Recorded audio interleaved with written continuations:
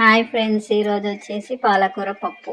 కందిపప్పు కడిగి నానబెట్టుకోవాలి, పాలకూర కడుక్కోవాలి, పసుపు, అల్లం వెల్లుల్లి పేస్ట్, కారం, కొద్దిగా చింతపండు.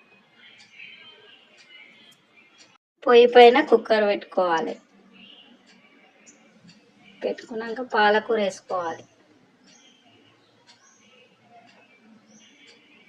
చింతపండు వేసుకోవాలి, కొద్దిగా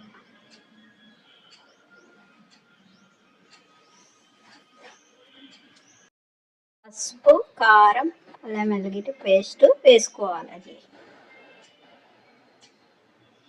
వేసుకున్నాక ఆయిల్ పోసుకోవాలి, కొద్దిగా ఆయిల్ పోసుకోవాలి. ఆయిల్ పోసి కలుపుకోవాలి, అంతా కలిసేటట్టు కలుపుకొని మూత పెట్టుకోవాలండి.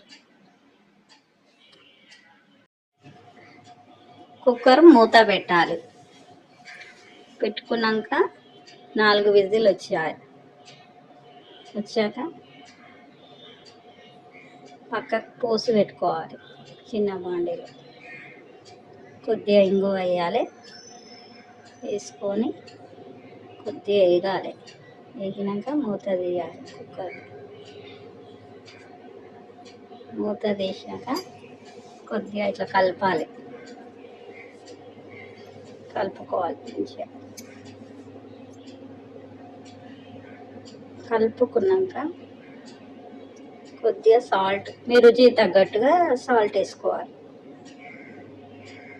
రుచికి తగ్గట్టుగా సాల్ట్ వేసుకొని కలుపుకొని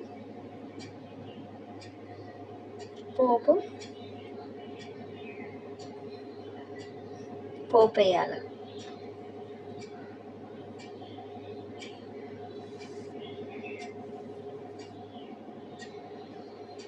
పోపు వేసుకోవాలి. అంతే, పాలకూర పప్పు రెడీ.